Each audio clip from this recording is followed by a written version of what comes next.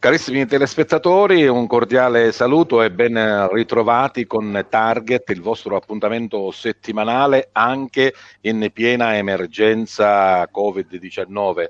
Questo disgraziato virus, il coronavirus, che ci sta facendo penare non solo a noi ma a tutto il mondo. E come era successo anche per la scorsa puntata, anche questa la facciamo in videoconferenza, in questo tecnologia che per fortuna ci consente di essere tutti distanti ma contemporaneamente di essere insieme. E quindi lo studio di Target non è più quello tradizionale, ma è un insieme di fotocamere, è un insieme di microfoni, è un insieme di persone che ognuno a casa propria si ritrovano a discutere in questo appuntamento settimanale che voi vedete sull'LCN 92 del digitale terrestre in tutta la Sicilia e parte della Calabria meridionale, e naturalmente anche nello streaming in diretta con il nostro sito internet www.televideoagrigento.tv. Parleremo anche in questo caso di emergenza Covid-19, lo vedete scritto in sovraimpressione. E parleremo di alcuni aspetti, non solo medici, di questa situazione.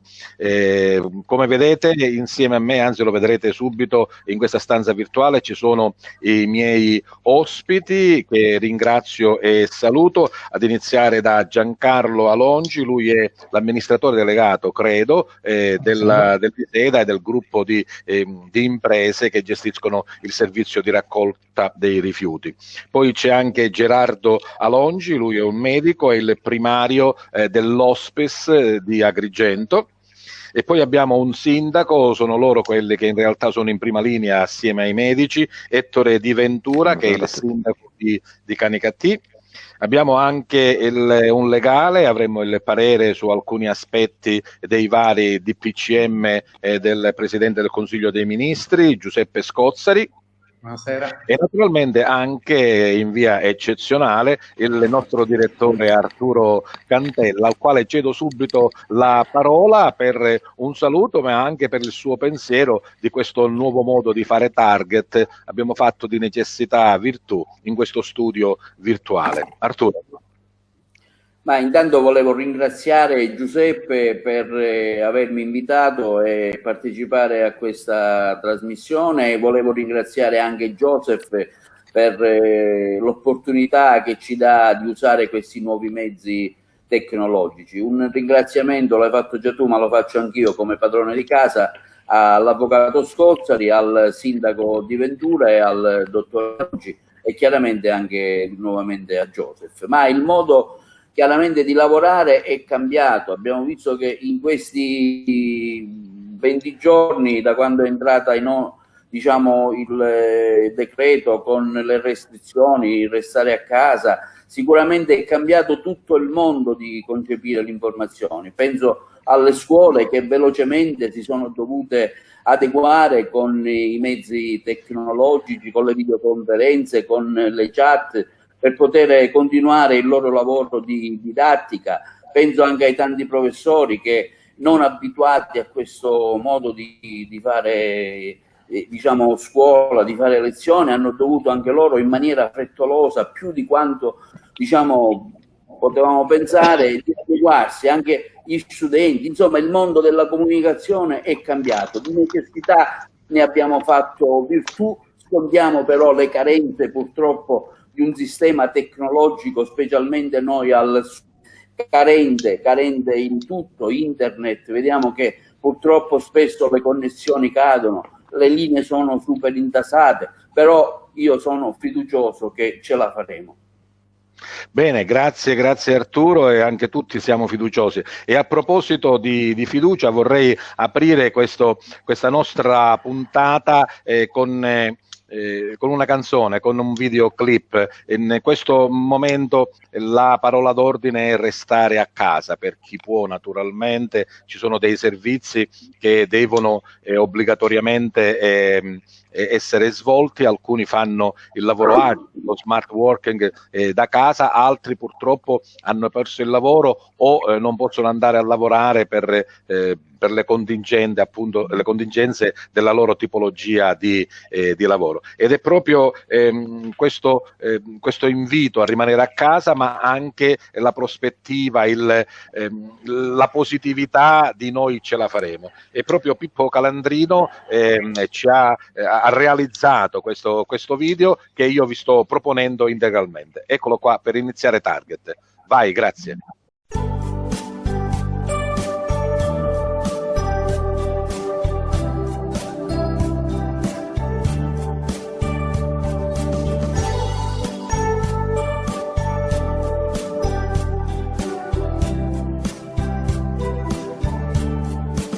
Voglio darti un consiglio d'amico.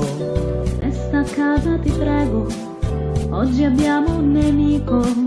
Rimanere tranquillo non ti costa poi tanto, e anche chi ti sta accanto ne beneficerà. Sono chiusi i locali, i negozi e le chiese. Sono giorni pesanti per il nostro paese.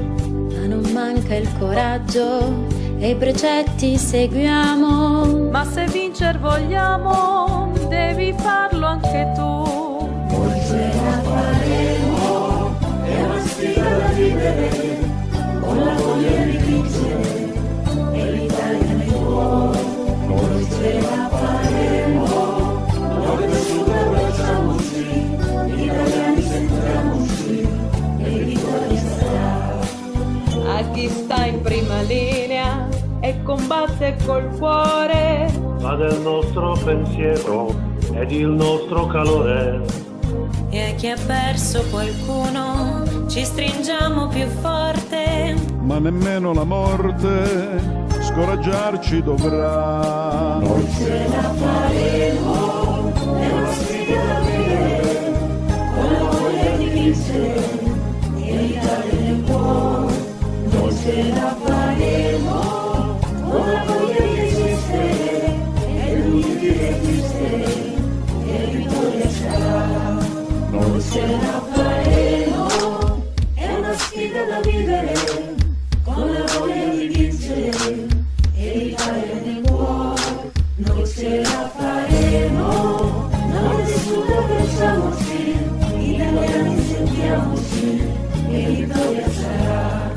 Noi ce la faremo. Ritorniamo in studio, grazie, perché abbiamo visto le immagini ma non abbiamo sentito l'audio. Magari più tardi, per favore, se lo possiamo recuperare. Allora, dicevamo non soltanto dal punto di vista medico, ma diversi aspetti, ma quello medico è quello che ci preoccupa di più, dottore Alongi. Questo virus è qualcosa di etereo, qualcosa che non si riesce a palpare, ma che sta facendo tantissimi morti. Lo stiamo vedendo non solo al nord, ma anche in Sicilia. Certamente queste azioni stringenti, questo contenimento dovrebbe assolutamente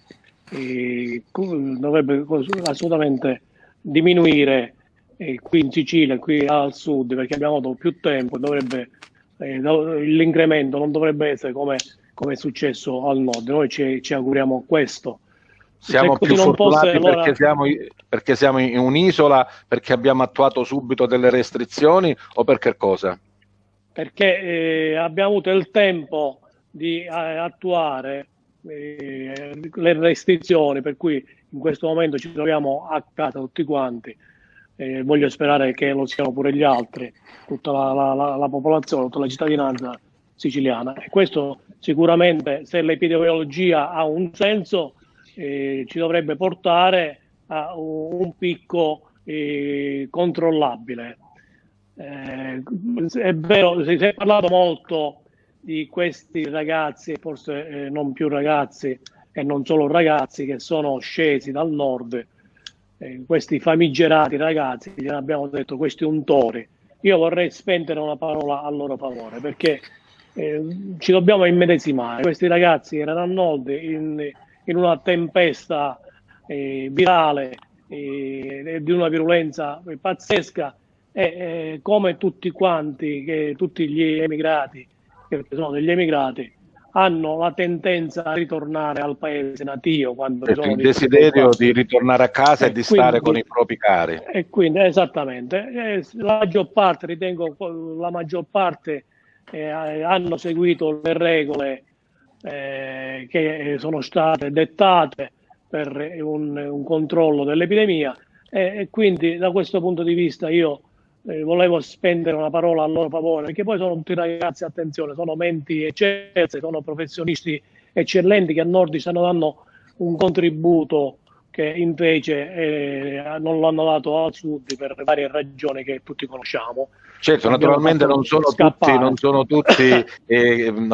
tutti come quelli che magari sono andati a fare l'aperitivo o che sono andati in giro, tantissimi si sono messi in autoquarantena e sono stati a casa per evitare quelli vanno condannati, è una forma di goliardia gratuita che non ci deve va essere. Condannata assolutamente. Però vedete, io tutto questo contesto di polemiche che ci sono state sul mio articolo, io o meglio, più che io, alcuni ragazzi che, ripeto, sono persone valide, sono alcuni addirittura manager, hanno mandato una richiesta di volontariato all'ASP, mentre che erano in quarantena e mentre che lo sono, loro volevano dare il loro contributo fattivo, perché l'ASP non è solo fatta di sanità, ma è fatta anche di amministrazione, di programmazione e di pianificazione, ma non hanno ricevuto alcuna risposta. Io ho anche da muovere questa lamentela,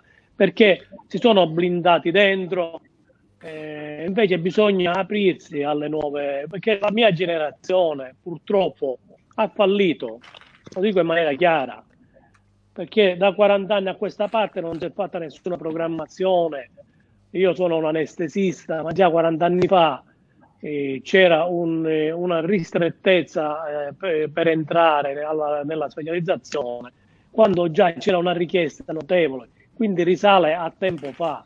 Per cui io invitatemi raramente alle trasmissioni, invitate questi giovani che sicuramente potranno dare un contributo più valido rispetto alla generazione che ritengo abbia fallito.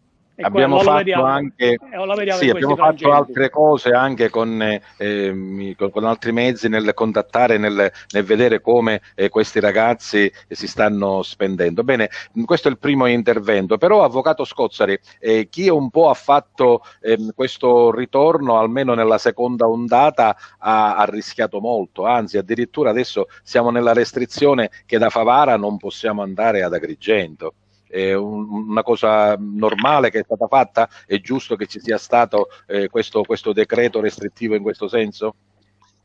Una chiosa a quanto detto Gerardo. Io che in questa provincia si scatenino polemiche perché uno è libero, decide di essere libero, di esprimere la propria opinione, io credo che questa provincia continua a non perdere il vizio, il peccato originale. Il peccato originale è quello della sudditanza ai potenti, la sudditanza al potere politico che comanda.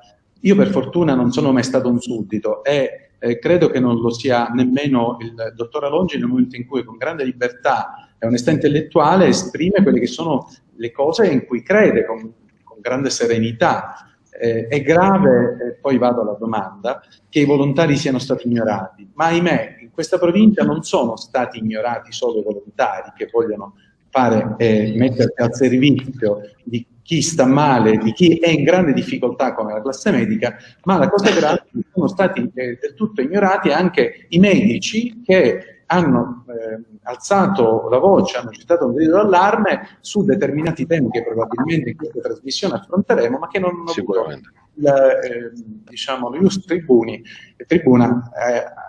nel momento in cui hanno cercato di dire la loro. Questa è una cosa. Hanno rischiato? Beh, certamente Cioè ci sono due momenti giuridici. C'è un primo momento che va nel momento da quando sono stati emessi i decreti del Presidente del Consiglio dei Ministri, quando è stato emesso il primo decreto legge il 6 febbraio scorso e quando è stato emesso il secondo decreto legge che è il 25 marzo scorso. Dal 6 febbraio al 25 marzo quella condotta, determinate condotte erano penalmente rilevanti. Tutte le condotte, quasi tutte le condotte erano penalmente rilevanti perché veniva sancita la violazione di quanti avessero disubbidito a quelli che erano i decreti del Presidente del Consiglio dei Ministri. Quindi si versava in un'ipotesi di reato, un reato diciamo contravvenzionale, punibile ai sensi dell'articolo 650 del codice penale. Si parlava di appunto un'ammenda che variava da 200 euro a 800 euro se non ricordo male. Ma non erano i soldi che facevano paura, però insomma era la trascrizione, ecco. Quello che faceva paura, perché ieri per esempio sono stato fermato da una pattuglia della polizia, ho ovviamente esibito la mia certificazione perché tornavo da lavoro, loro mi dicevano: sa, avvocato, da quando è stata trasformata la sanzione penale, che nessuno se ne fregava nulla perché tanto era oblabile con 103 euro, a sanzione amministrativa e noi partiamo da un minimo di 500 euro, devo dire che nel momento in cui è stata toccata la tasca dei cittadini, qualcuno ha deciso di evitare di fare lo spiritoso e se ne è rimasto a casa.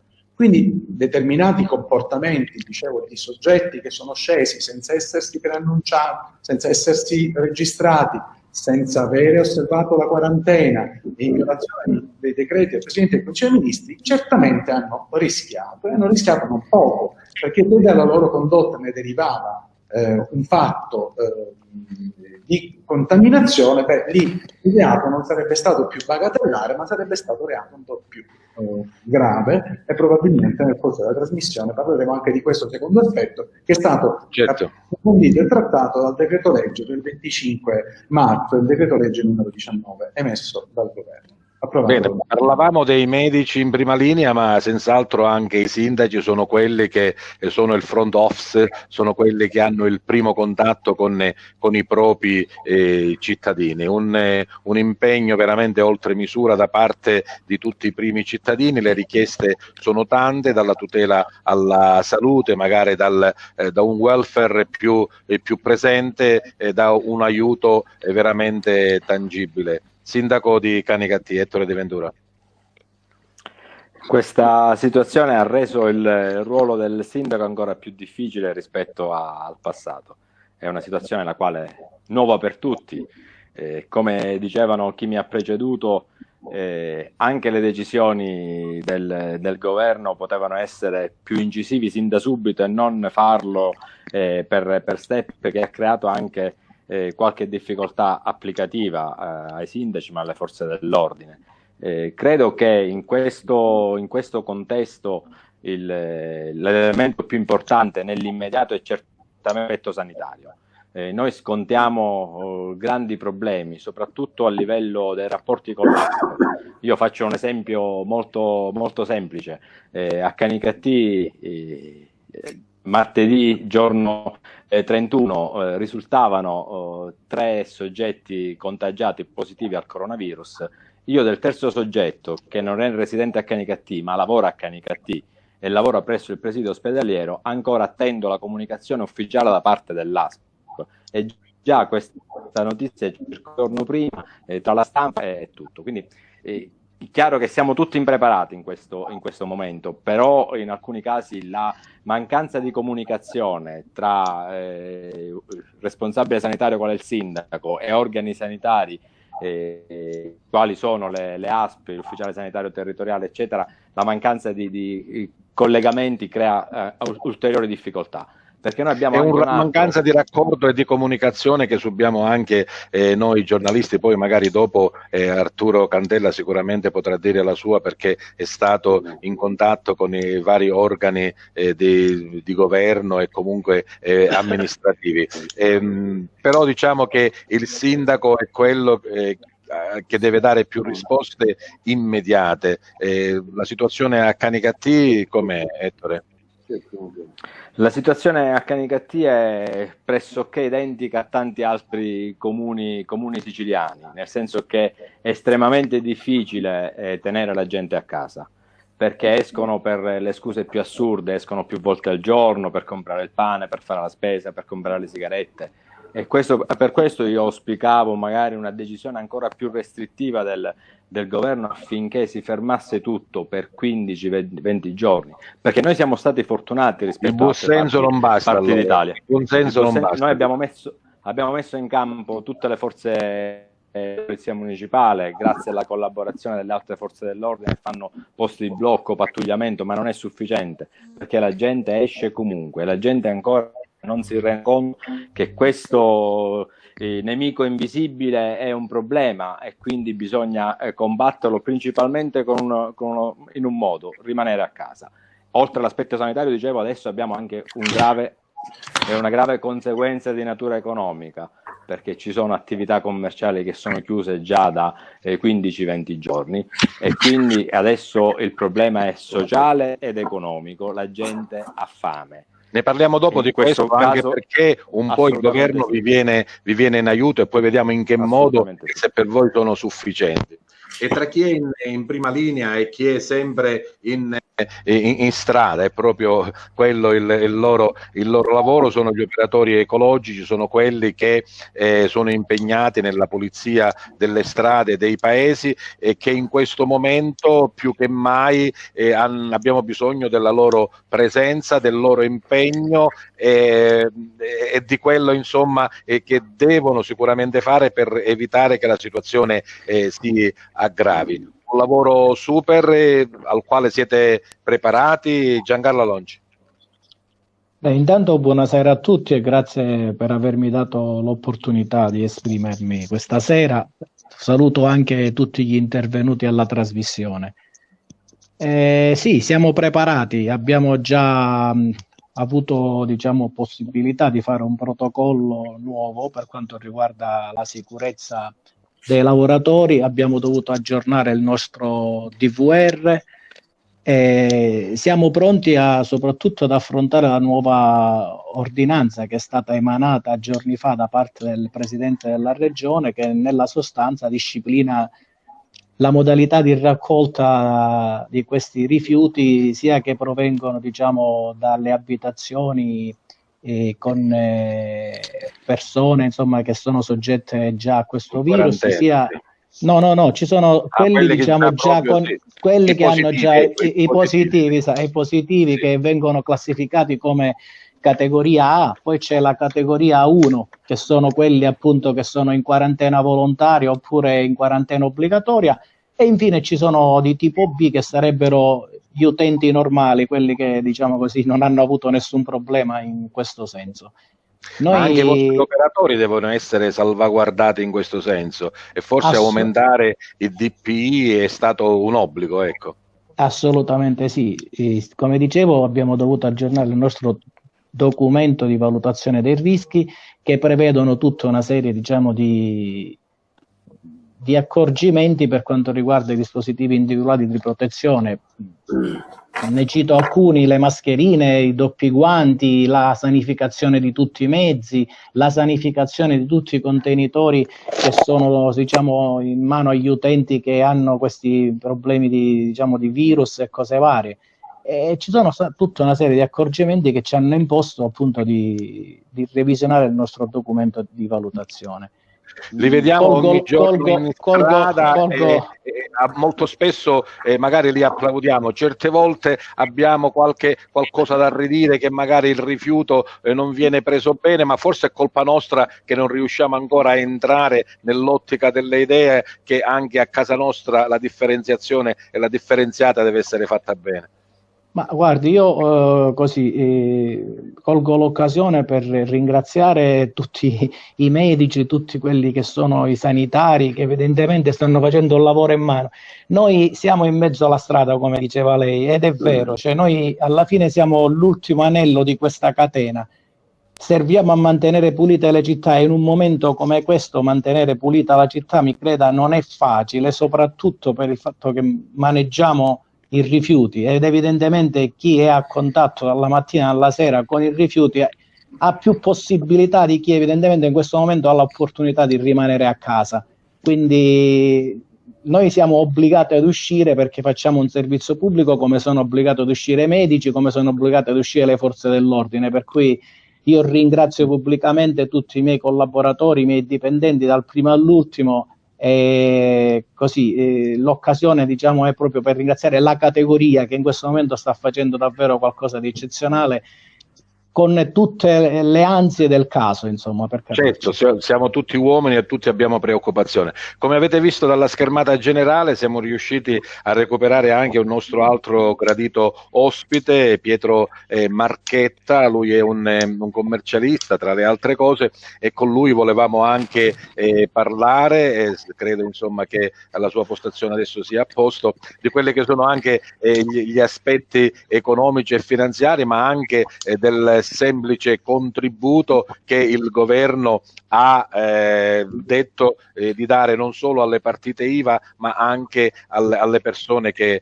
ne hanno bisogno. Soddisfa questa presa di posizione del governo, dottore Marchetta? Ma naturalmente è una misura tampone che è assolutamente temporanea. Sono rimaste escluse una serie appunto di soggetti, è proprio secondo me un contributo di sussistenza per questo mese, queste 600 euro che sono sicuramente molto poche, insomma. Certe volte qualcuno dice non mi posso nemmeno pagare l'affitto, ecco. Ecco, ne hanno diritto tutte i professionisti che sono in gestione separate, gli artigiani, i commercianti, però diciamo qua la problematica è che il contributo è indubbiamente insufficiente a coprire quelle realtà aziendali che sono strutturate anche con dei costi fissi aziendali, per cui è proprio secondo me un sussidio tampone. Hanno detto pure che bisognava aspettare, insomma, che avrebbero differenziato le date per il pagamento dei vari contributi, non so, dell'INPS, delle altre incombenze che le partite IVA hanno. Questo è stato fatto perché i versamenti sono stati quelli che scadevano a marzo, sono stati rinviati. Ora vedremo con il prossimo decreto se rinvieranno quelli di aprile. Però io vi faccio una domanda: a cosa serve il rinvio? Il rinvio serve a ben poco. Per il momento le attività sono chiuse, i fatturati sono crollati, vi sono anche delle problematiche dove vi sono ad esempio delle imprese che hanno dei collaboratori familiari. Ci sono molte imprese italiane che sono imprese familiari e il contributo oggi copre soltanto il titolare, per cui è sicuramente una misura secondo me che è insufficiente. È un sussidio. Per non parlare poi magari di chi non ha un lavoro regolare, chi lo fa saltuariamente, chi lo fa tra virgolette in nero, quelli non sono tutelati affatto. Questi non sono completamente tutelati, si aspetta soltanto questo reddito di emergenza che dovrebbe appunto essere presentato con il decreto di aprile. Però mi sia fatta una considerazione, anche il modo, domani ci sarà la corsa alle 600 euro, era un meccanismo che poteva essere semplificato. L'INPS conosce benissimo chi sono appunto i commercianti, gli artigiani, coloro che sono iscritti. Domani c'è una sorta di click day con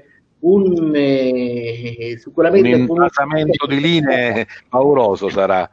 E poi posso fare anche un'altra considerazione: invece di fare, per esempio, infatti l'ordine dei commercialisti ha avanzato questa ipotesi, invece di fare il quick day, giusto, perché non abbonavano una rata di contributo fisso che scade il 16 maggio? Il 16 maggio scade la rata di contributo fisso che era di 900 euro.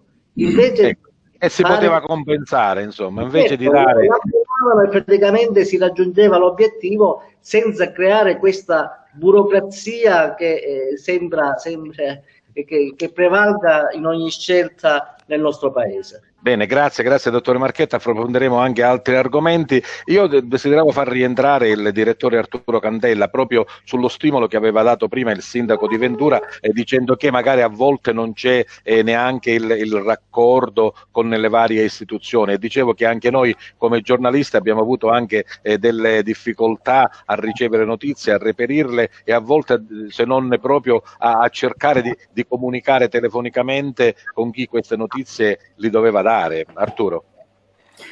Intanto volevo salutare il dottore Marchetta, che anche lui ha dato ottimi contributi alla discussione. Senti, i corticircuiti sono tantissimi, i corticircuiti sono quelli anche fra le istituzioni locali, la regione e anche il governo centrale. Abbiamo visto cosa succede in alcuni comuni. Il sindaco fa un'ordinanza che magari va contro l'ordinanza della regione, la regione fa un'altra ordinanza che magari ha delle appendici, insomma, contro il governo nazionale. Abbiamo visto quello che è successo domenica, ad esempio a Messina, dove il sindaco di Messina ha fatto un'ordinanza contraria a quella che ha fatto il presidente della regione, cioè ha permesso l'apertura dei supermercati. Dico, se c'è un'ordinanza regionale si fa perché bisogna restare a casa, la gente la domenica con la scusa magari della spesa, quando ha la possibilità di farla tutta la settimana. Insomma, ci sono questi corticircuiti. Il cortocircuito è anche nel nostro settore. Noi siamo stati diversi giorni a chiedere all'ASP di Agrigento di avere questi dati, di avere un'apertura sulle notizie, sulle informazioni, ma purtroppo l'ASP di Agrigento ha chiuso una saracinesca, cosa che invece nel vince l'ASP di Caltanissetta e anche altre, dico Caltanissetta perché è quella più vicina a noi, ci dà i dati regolarmente, per cui abbiamo dovuto addirittura interloquire con il prefetto. Personalmente, su delega dei colleghi, mi sono interessato affinché si potesse creare un contatto per avere questi dati con la prefettura. Il prefetto, devo dire che è stato gentilissimo, ci ha uniti in videoconferenza per poi darci i dati. È chiaro che la prefettura in questo momento ha una incombenza di lavoro notevole, per cui però dico, abbiamo apprezzato la buona volontà del prefetto, che per circa 10 giorni, ogni giorno, ascoltava le nostre istanze e ci forniva questi dati. Quindi, come vedi, i corticircuiti sono tantissimi anche per le imprese editoriali. Ad esempio TVA non ha messo in cassa integrazione nessuno, noi stiamo lavorando, la pubblicità purtroppo è crollata, perché a chi fa la pubblicità se i supermercati... Se l'azienda è chiusa, certo, non c'è nessuno. Per cui non abbiamo nessun ristoro, e se non questo dei mutui, che le banche vedo che ora ti chiedono documenti, certificati, bilanci, cioè quindi è sempre una cosa che all'attenzione della banca. Il problema qui è ora dare anche un forte cortocircuito, una scossa alle risorse, perché le aziende sono tutte chiuse e prima che si riavvia i mutui, le rate, per esempio, le rate delle rateizzazioni all'Agenzia delle Entrate non le hanno sospese. Noi ieri abbiamo dovuto pagare 2 rate di Agenzia delle Entrate, il mio collega ha dovuto pagarle, perché sì, è vero che è stata sospesa l'IVA, è stata sospesa tutto il resto è rimasto. Non li hanno sospesi, quindi dico, ci vuole, capisco che è un'emergenza, ma nell'emergenza in questo caso bisogna fare di più, Bene, grazie Arturo di questo tuo accorato intervento, ma d'altronde insomma il coronavirus non è che lo abbiamo ogni giorno, per fortuna. Vorrei tornare anche a un argomento che in questi giorni ha preso banco, ovvero la costituzione dell'area Covid all'interno dell'ospedale San Giovanni di Dio di Agrigento, i pro, i contro, addirittura c'è chi ha proposto una petizione, una raccolta di firme per evitare questo. questo, sembra che tutto sia già stato deciso, un piano, se non due, dell'ospedale saranno area Covid. Gerardo Alongi, il primario dell'ospice, è stato subito contrario a questo. Perché, dottor Alongi? Intanto mi vorrei ricollegare a quanto è stato detto sino ad ora. Vedete come questo virus terribile, che ha una concretezza invisibile, ha una impalpabile realtà, è tragicamente presente, ma non solo dal punto di vista di malattia e dal punto di vista mortalità, che è enorme, attenzione. C'è stato un impatto enorme nella sanità che l'ha messa in crisi, quindi ha messo in crisi la sanità, ma ha messo in crisi anche l'economia, perché c'era una crisi latente che sta esplodendo in questi giorni. Ma la cosa più pericolosa, a mio avviso, è che questo virus ci ha messo distanti l'uno dall'altro. Intanto, quando dobbiamo parlare quantomeno a 1,5 metri, 2 metri. Ma ci sta mettendo uno contro l'altro. Noi dobbiamo evitare questo. Io ho fatto questa intervista non per attaccare i direttori o la sanità agrigentina nel modo più assoluto. Assolutamente, ognuno esprime la propria opinione nella propria competenza e nel proprio lavoro. Ancora c'è questa libertà di parola. Io anche stasera sto parlando come libero cittadino agrigentino che non ha condiviso questa idea che c'è stata di infilare il Covid-19 all'interno dell'ospedale. Perché dico questo? Tra l'altro io sono convinto di un'altra cosa, perché è fin troppo palese che non va bene questa situazione, e sono convinto che anche a parte la cittadinanza e anche tutti i medici, ma sono convinto che anche ai direttori questa idea non fa granché bene, come se fossero stati costretti da questa cosa. Allora io ho chiesto in questa intervista: scusate, perché siamo pervenuti a questa decisione insana? Ancora aspetto la risposta, sinceramente, ed è inquietante questo fatto, perché nessuno può essere contento di infettare altri malati che stanno all'interno di reparti dell'ospedale. E nessuno vuole, che si doveva creare un corridoio protetto, bisognava creare un'area proprio quasi asettica da tutto e senza che potesse entrare o uscire niente da lì dentro. In un primo momento si era detto questa cosa qui, e credo che sia in via di realizzazione, e si parlava di non spostare alcun reparto. E invece successivamente si è pensato di trasferire qualche reparto, di smontare San Giovanni di Dio in un certo senso. Per quale motivo questa improvvisa modifica? Perché hanno ritenuto che effettivamente ci può essere una commistione di malattie infettiva verso gli altri reparti, o qualche altra cosa che mi sfugge, oppure hanno trovato una soluzione? Perché se hanno trovato una soluzione io sono ben lieto di togliermi il cappello, ma che lo dicano, perché io sinceramente ancora non l'ho capito. È una decisione che hanno preso, attenzione, hanno fatto una unità di crisi, e quindi non credo che siano così certo, avranno ponderato tutte le possibilità e messo in campo tutte quelle che potevano essere le varie diversificazioni, e sono arrivate, sembra, proprio a questo.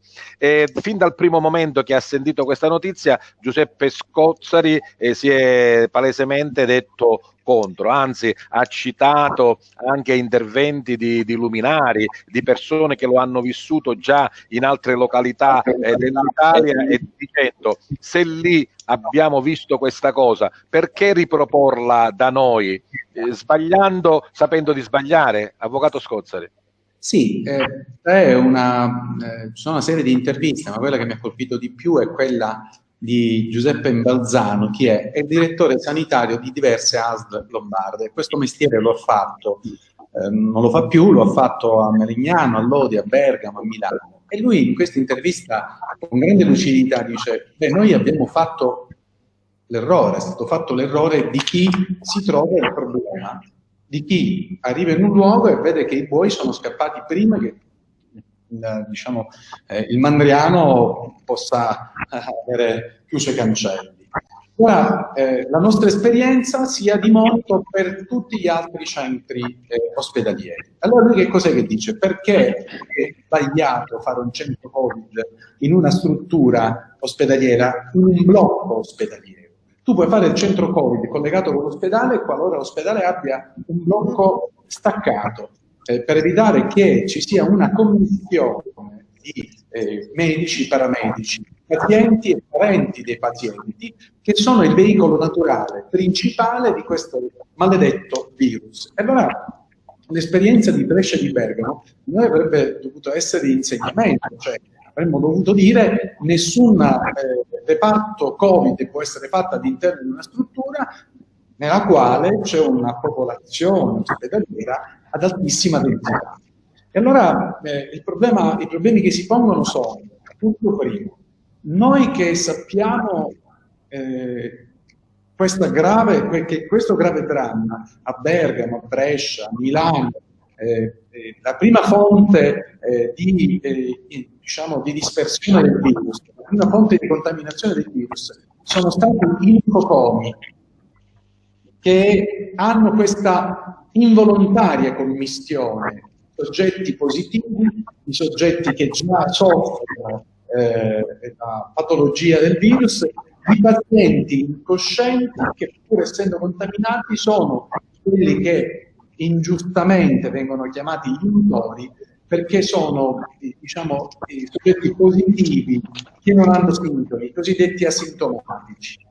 Perché creare un focolaio all'interno di una grande popolazione ospedaliera? Questo è il primo grande... Una popolazione ospedaliera che sicuramente per come è e perché si trova in ospedale è sicuramente un soggetto molto ma molto più debole. Assolutamente sì. Un soggetto debole chi entra, ma un soggetto debole chi già si trova all'interno. Per altre patologie, certo. Per altre patologie. E allora il primo problema che viene fuori è, da un punto di vista tecnico, è sbagliato per queste ragioni, ma ce n'è un'altra ragione. Diceva questo manager, bisogna avere delle stanze a pressione negativa. Stanze a pressione negativa significa in grado di aspirare tutto quello che c'è là dentro. Tutto quello che c'è là dentro, tosse, respiro, starnuti, non può uscire dalle parti, non può essere veicolato né attraverso quelle che sono le condutture di aspirazione, di areazione, di climatizzazione dell'intera struttura ospedaliera che è collegata e connessa, ma non solo dall'intera struttura di respirazione e di aspirazione, ma anche da quelle che sono le porte, che non possono essere delle porte normali, perché i flussi di corrente d'aria che si generano all'interno dell'ospedale, perché è una struttura ormai che va ristrutturata, che va recuperata, le finestre vanno recuperate, le porte vanno recuperate, di per sé queste sono veicolo del virus Covid. Queste sono le prime due questioni tecniche importanti che non sono state ad oggi superate all'interno dell'ospedale di Agrigento. Ce n'è una terza fondamentale. Noi abbiamo degli eroi in terra umana. Gli eroi in terra umana sono i medici, i paramedici, gli infermieri, tutti quelli che affrontano a viso aperto, con grande coraggio, i pazienti Covid, sapendo che nel momento in cui tu affronti un paziente sei fonte potenziale di contaminazione.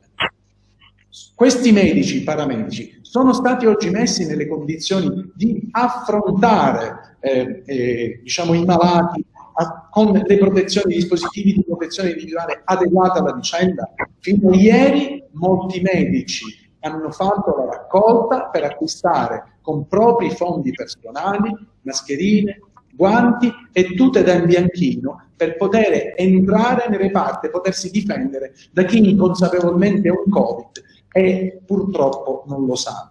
E abbiamo visto anche i numeri che ci sono purtroppo dei medici e dei sanitari deceduti in questa lotta impari con la quale magari forse all'inizio si è affrontato con un po' di superficialità. Poi ti farò ritornare su questo argomento. A concludere, Giuseppe, grazie. Sì. Siamo il 12% di medici paramedici che hanno subito la contaminazione, alcuni dei quali sono deceduti, soprattutto quelli che sono rientrati dalla pensione per svolgere un servizio perché mancavano i medici, molti dei quali contaminati e sono stati posti in quarantena, altri sono in condizioni gravi, altri sono dei positivi che stanno scontando la quarantena. Ma la terza questione, concludo, fondamentale, sì, grazie. La terza questione fondamentale: stanno smontando l'ospedale. Il che significa che se un soggetto non Covid ha un blocco intestinale, dove lo portiamo? Lo portiamo a Sciacca, lo portiamo a Licata, dove lo portiamo? Stanno smontando l'ospedale, stanno smontando alcuni reparti importanti, fondamentali per la salute dei pazienti normali, che non sono, diciamo, contaminati dal virus, circostanza che determinerà un ulteriore abbassamento della qualità del servizio sanitario in questa provincia. Io credo che questi sono insuperabili con i quali bisogna fare i conti nei prossimi mesi. Poi ci sono le questioni politiche, ma questo è un altro passaggio. Sì, vorrei ritornare con Ettore Di Ventura. Dicevamo i sindaci in prima linea che devono dare subito risposte, oltre al discorso sanitario anche il discorso un po' di gestire l'emergenza anche nella pubblica sicurezza, ma anche per quanto riguarda Ettore il discorso, dicevo, del welfare, della solidarietà. Adesso, insomma, dopo 2 o 3 settimane le persone che non avevano un lavoro sicuramente avranno finito le proprie scorte, sicuramente diverse verranno a bussare nella porta dei servizi sociali del comune per chiedere anche semplicemente un pacco viveri. Il governo vi sta venendo incontro con 400 milioni di euro, non so quando arriveranno e che quota ci sarà per darla ai vostri cittadini. Ci fai un po' il punto della situazione in questo delicato settore che è appunto la solidarietà e anche la necessità di mettere qualcosa sotto i denti. Sì, il coronavirus, oltre all'aspetto sanitario, come dicevo poco fa, ha posto un problema di carattere economico e sociale. Noi da subito siamo intervenuti attraverso la sospensione del termine dei versamenti delle entrate tributarie e extratributarie dell'ente, proprio perché ci rendiamo conto che in questo momento la gente tutto pensa che rispetto a pagare delle tasse, pagare i tributi. È chiaro che bisognerà attuare ulteriormente delle misure concrete, perché qua non si parla soltanto di sospenderne il pagamento, ma in alcuni casi occorre necessariamente abbonare a parte dei nostri concittadini che per 1 mese, 2 mesi non hanno lavorato, non hanno prodotto reddito, e quindi bisogna andargli incontro. L'aspetto poi della solidarietà è quello che in questi giorni abbiamo fatto fronte attraverso la generosità di tanti concittadini che hanno messo a disposizione, hanno fatto delle donazioni, hanno fatto la spesa per altri, quindi grande solidarietà e grande senso di comunità che è stato possibile riscontrare nella mia città. In altri comuni ho visto, non so se anche succede nel tuo, per esempio il carrello sospeso a mo' del caffè sospeso napoletano, o il carrello solidale da mettere dinanzi al supermercato e ognuno mette dentro qualcosa da destinare a chi ne ha bisogno. Sì, lo si è fatto con il carrello, lo si è fatto con il pane, lo si è fatto con i beni di prima necessità, con i farmaci, grande appunto coesione tra le associazioni di volontari, ma anche i cittadini comuni che avendo maggiori possibilità rispetto ad altri non si sono tirati indietro nel fare delle donazioni.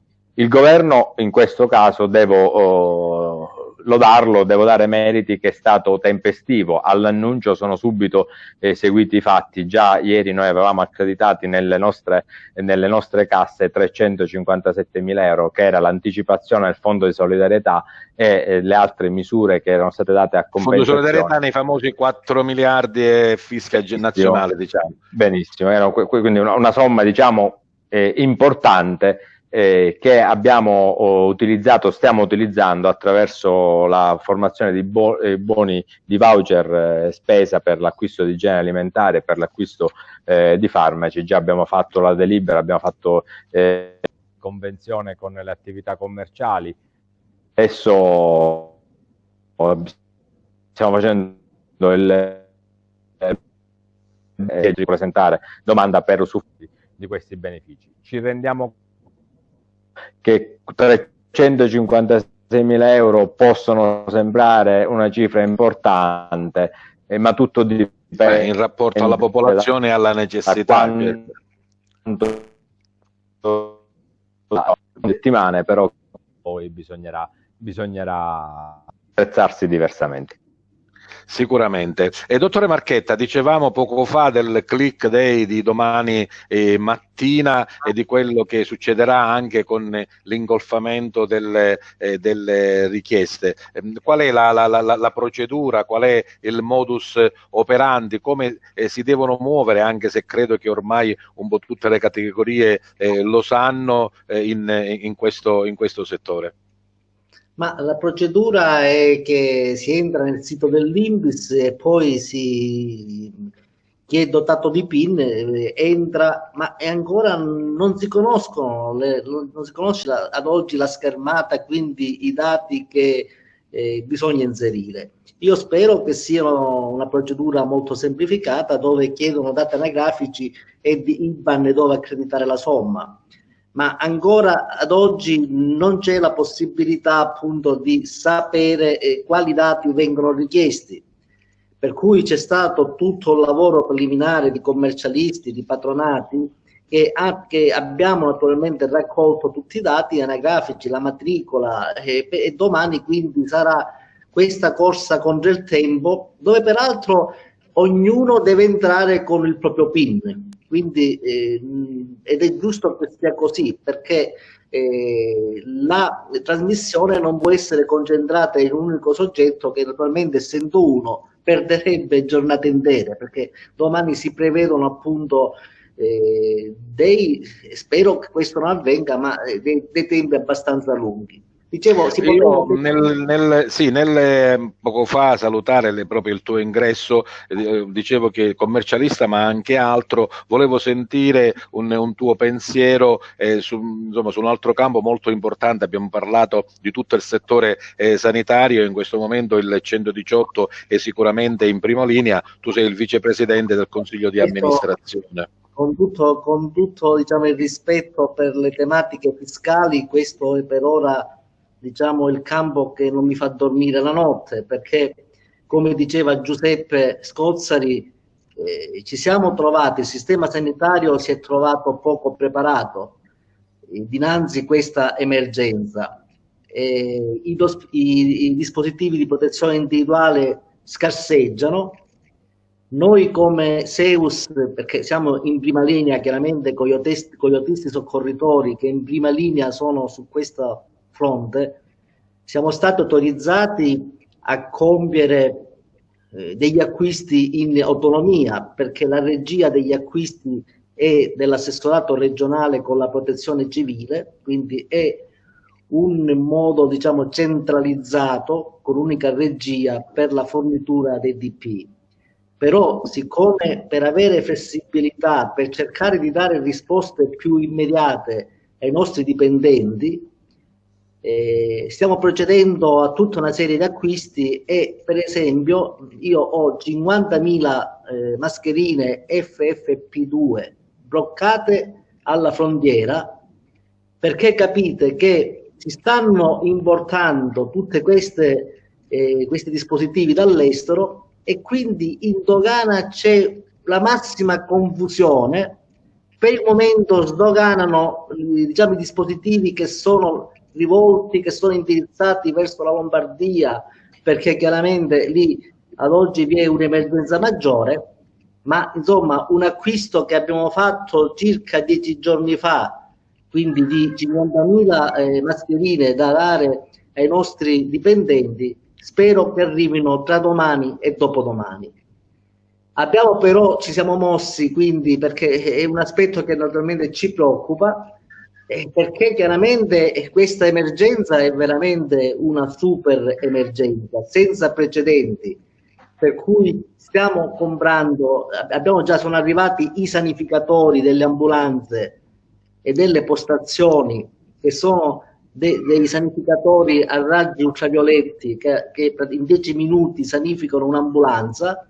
In questa maniera vengono accorciati i tempi. Stiamo acquistando e stanno pure pervenendo delle barelle che sono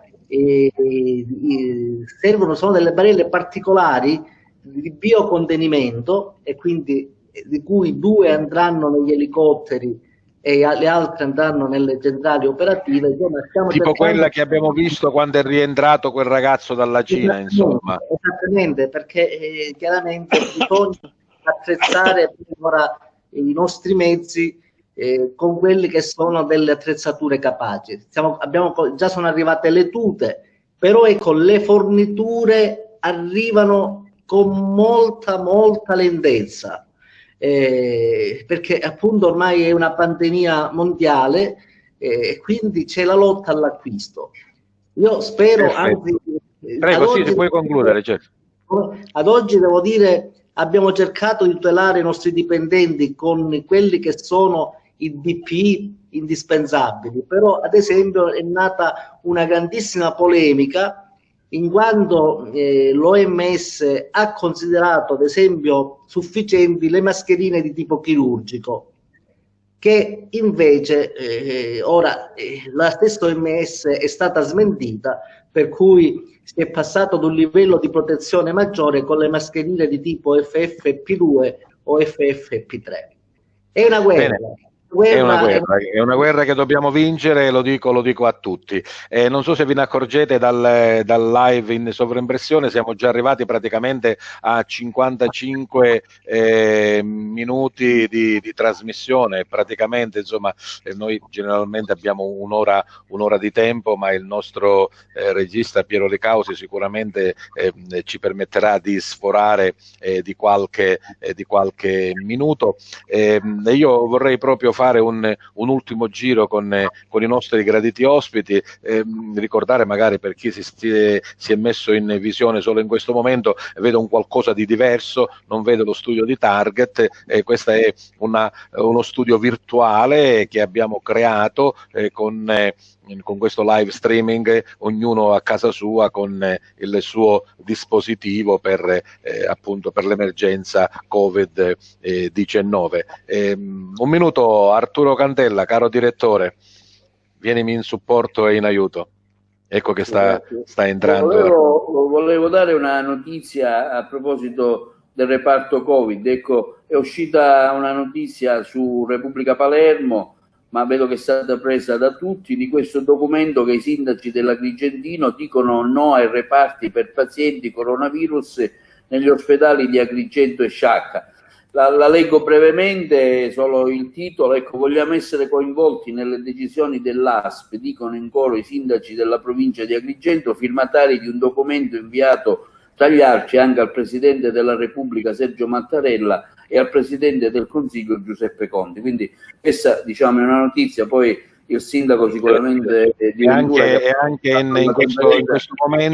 in questo momento girava anche una raccolta di firme per dire no a questo. Non si può dire naturalmente solo no, ci devono essere delle soluzioni anche alternative. Bene, ci avviamo alla conclusione. Io ho voluto fortemente la presenza di Giancarlo Alongi qui in questa trasmissione, perché veramente riconosco che certi lavori sono, oltre che indispensabili, anche hanno bisogno di una gratificazione non solo economica ma anche dal punto di vista sociale. Molto spesso, diciamolo francamente, con i netturbini, con gli operatori ecologici c'è un rapporto di simpatia e di amicizia del vecchio spazzino di quartiere. Poi insomma con l'evolvere della situazione, un servizio che cambia, a volte c'è anche un rapporto di conflittualità e di tutto. In questo momento credo che loro stiano facendo il loro lavoro e lo stanno facendo bene. Giancarlo, nella duplice veste di amministratore di questa importante società, ma anche di cittadino che riceve come tutti gli altri un servizio, che cosa ti senti di dire in chiusura di questo nostro incontro con Target? Ma guarda, poco fa, come vi dicevo, ho sentito il dovere di ringraziare tutti gli operatori ecologici che fanno il loro lavoro evidentemente e per questo sono pagati. Una piccola parentesi, se mi è consentita, insomma, sì. Ci sono alcuni comuni, non è il caso del comune rappresentato qua del sindaco Ventura, che non vi pagano. che non pagano e che quindi ci mettono in difficoltà spettanze agli operatori, i quali non solo non vengono pagati regolarmente, ma debbono andare a lavorare in questa condizione così. Quindi diciamo c'è un maggiore, ecco, da parte mia un ringraziamento ancora più grande a questi operatori che hanno un'ulteriore difficoltà. Qualche giorno fa, per esempio, che le sigle sindacali dei rappresentanti dei lavoratori di Favara avevano scritto una lettera al prefetto dicendo: Eccellenza, noi siamo qua, anche per noi c'è l'emergenza coronavirus, però è da 2 mesi che non prendiamo i soldi. Sì, Favara è uno di questi comuni che dicevo. Una raccomandazione fatta a tutti, evidentemente, i telespettatori. La raccolta differenziata continua regolarmente per tutte le abitazioni che non sono interessate né alla quarantena né a questo Covid-19, che, come dicevo poco fa, invece hanno una via completamente diversa ed è stata, diciamo, normata, è stata indicata da parte della Regione Siciliana con un'apposita ordinanza che i sindaci hanno fatto proprio e che stanno attivando sia Canicattì sia tutti gli altri, insomma, a seguire un'apposita raccolta domiciliare con tutta una serie di precauzioni che evidentemente è d'obbligo prendere nei confronti di questi cittadini. Grazie Giancarlo Alongi, l'amministratore delegato di Iseda e delle altre lati di imprese che gestiscono il servizio di raccolta. Sindaco di Ventura, ha detto bene Giancarlo, la città di Canicattì è pulita e voi pagate regolarmente, e poi naturalmente il tuo pensiero conclusivo di questo nostro incontro di Target di oggi. L'emergenza del coronavirus ha fatto diventare più buono il dottor Alongi, quindi per questo lo ringrazio. Noi facciamo la nostra parte, nel senso che sappiamo che è un sacrosanto diritto dei lavoratori avere diritto, diciamo, al loro compenso, e facciamo il massimo per pagare le fatture alla RT, che sta svolgendo un lavoro encomiabile nella nostra città. Il mio ringraziamento va a loro, così come va al personale medico e sanitario in questo momento estremamente difficile. L'auspicio è che questo incubo possa passare presto e si possa tornare alla normalità, anche se credo che è un fatto epocale, un fatto assolutamente nuovo per tutti, che dovrà abituarci a un nuovo atteggiamento, a un nuovo modo di vivere e di affrontare. Io sono un eterno ottimista e credo che ce la faremo, e quindi andrà tutto bene. Da 11 anni Target vede il bicchiere mezzo pieno. Grazie Ettore Di Ventura, sindaco di Canicattì. Dottore Gerardo Alongi, appena finito il coronavirus cambieranno le nostre abitudini, continueremo a non stringerci la mano, a non abbracciarci e a fare una vita completamente diversa da quella che siamo abituati a fare? E sicuramente cambierà un po' di cose cambieranno, anche nella sanità cambierà molto, a mio avviso, perché considerate che ci sono in questo momento in trincea medici incaricati, infermieri incaricati per 3 mesi, OSSI anch'essi incaricati.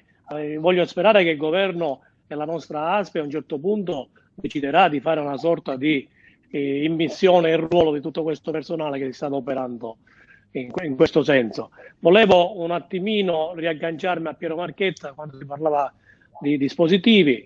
No, io faccio parte di un gruppo che raccoglie le fonti, Agrigento non si arrende, che ha consegnato qualche settimana fa 2 ventilatori. Oggi pomeriggio abbiamo consegnato 600 mascherine FFP2 ai reparti di Agrigento, al reparto di Canicattì e a quello delicato. Successivamente le consegneremo anche a Sciacca. Sono piccole cose. Anche l'ordine dei medici nei prossimi giorni consegnerà 3.000 mascherine in giro per l'azienda, e questo, dico, è un fatto che fa onore ai cittadini che hanno contribuito alla causa che ci sta in questo momento tormentando. Voglio concludere con un pensiero che mi sta molto al cuore, che sono le cure domiciliari. In questa fase sono molto importanti. cioè dire le cosiddette cliniche mobili. Sicuramente l'ASPI in questo momento si sta adoperando perché si realizzi tutto quanto, evitando spostamenti non necessari e allentando un po' la pressione sugli ospedali. Quindi significa ossigenoterapia precoce, ossimetri che controllano l'ossigenazione del sangue da pozzo da fare a domicilio e approvvigionamenti adeguati che possono essere forniti a domicilio ai pazienti con sintomi leggere o in convalescenza. E poi la telemedicina che risolverebbe tantissime cose, perché poi il Covid-19 alla fine ha pochi pazienti in intensiva, molti in subintensiva, ma la maggior parte sono a domicilio. E non ci sono solo i malati Covid, sia in ospedale che sul territorio, dobbiamo badare agli altri malati cronici, che ce ne sono tantissime, che in questo momento non so che cosa stanno facendo. Sarà curioso alla fine di tutto avere la mortalità per Covid. Tutte le altre malattie sono scomparse. E per Gerardo. la mortalità per altre malattie. Sono non è che sono scomparse. Tutte le sarà altre una malattie. mortalità notevole di altre malattie.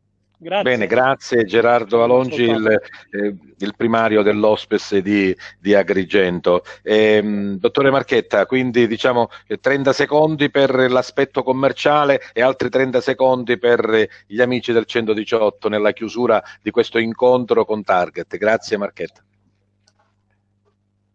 Il microfono. Sì, per l'aspetto commerciale veramente invito le banche a perdere ogni formalismo. Già ho visto direttamente che certe domande di sospensione di rate di mutuo sono praticamente rigettate senza una motivazione forte. Quindi invito veramente il sistema bancario ad accompagnare le imprese in questo particolare momento, sia rispetto all'articolo 56 della sospensione dei mutui, ma anche rispetto all'articolo 49 del decreto legge 18, che prevede appunto nuove forme di credito che d'altra parte sono controgarantite o dallo Stato o dalla Regione all'80%. Quindi non è più tempo di burocrazia e di formalismi. Per quanto riguarda il 118, io ringrazio i dipendenti del 118, si stanno comportando con abnegazione, sono degli angeli tra di noi. Noi non li stiamo abbandonando, stiamo cercando con tutte le nostre forze come CDA di dotare di quei dispositivi che occorrono e speriamo comunque che il Signore li protegga e ci aiuti. Grazie dottore Marchetta. Un abbraccio che va ai dipendenti del 118. Grazie dottore Marchetta. E ancora la conclusione di Giuseppe Scozzer. Abbiamo parlato un po' insomma di tutte le cose, a volte inerenti direttamente agli aspetti giuridici o giudiziari, a volte anche quelli sociali. La tua chiusura in un minuto. Giuseppe Scozzer. Un minuto è questa, dobbiamo stare a casa perché chi oggi ha deciso di creare questo centro Covid ad Agrigento coscientemente ha accettato il rischio che si possa svilupparsi un focolaio con tutte le conseguenze che ne possono derivare nei confronti di chi dovrà assumersi questa responsabilità. Noi dobbiamo sperare che la curva epidemiologica rimanga stabile o anzi decresca, come realmente abbastanza contenuta nella nostra provincia. Io spero, confido che la lettera dei sindaci possa sortire un qualche effetto, anche se temo, dai vertici dicono, e da notizie che io ho ricevuto, che ormai la decisione è presa e quella sarà. Io mi auguro che che questa pandemia possa cessare anche anche con l'avvento della nuova stagione, anche se scientificamente non c'è nessun riscontro oggettivo che possa confortare tale tesi, anche se più volte è stata un po' riferita da più soggetti. Quello che io voglio dire da avvocato, da padre, da operatore professionale è quello che continuiamo follemente a stare a casa, continuiamo perché qualora qua dovessero presentarsi dei piccoli problemi, non dei grandi problemi, saremo in grandissima, drammatica difficoltà e questo non ce lo possiamo permettere. Grazie Avvocato Giuseppe Scozzari, e anche questa volta dimezziamo l'orario, non un minuto ma solo 30 secondi al direttore Arturo Cantella, lo ringrazio per essere stato qui con me a questa puntata un po' anomala e diversa di Target, ma senz'altro ugualmente, forse maggiormente interessante. Arturo. Grazie a te, grazie a tutti gli ospiti. Io l'auspicio che posso fare è che da questi corticircuiti, da questa grave crisi in cui, diciamo, ci stiamo trovando un po' tutti, si possa ripartire più forti di prima, e che certi errori mi auguro che non ripetano. Ecco, brevemente, in questi giorni abbiamo visto la notizia come nel 2012 il ministro Monti tagliò 30.000 posti letto nella sanità. La sanità è importantissima, come importantissime sono tutte le attività, e speriamo che il governo possa dare delle risposte nel prossimo decreto di aprile più fattive e più complete per tutti, e il nostro augurio è quello di riprenderci e chiaramente di restare a casa. Anche noi restiamo a casa, il nostro modo di fare giornalismo è cambiato, evitiamo di uscire perché così ci impone la legge, anche se noi lo possiamo fare, però è meglio essere sempre con la massima cautela e restiamo a casa. Ecco, lavoriamo. Bene. Grazie a tutti quanti hanno partecipato, ai nostri gentili ospiti, Pietro Marchetta, Giancarlo Alongi, Gerardo Alongi, Ettore Di Ventura, Giuseppe Scozzari, naturalmente Arturo Cantella, ma soprattutto a voi, cari gentilissimi amici, perché i miei telespettatori sono miei amici, per la fiducia che avete nella nostra trasmissione, e perché continuate a seguirci veramente con grande interesse. Grazie a tutti, rimaniamo a casa, Target entra a casa vostra e vi dà notizie. Grazie a tutti. Merci.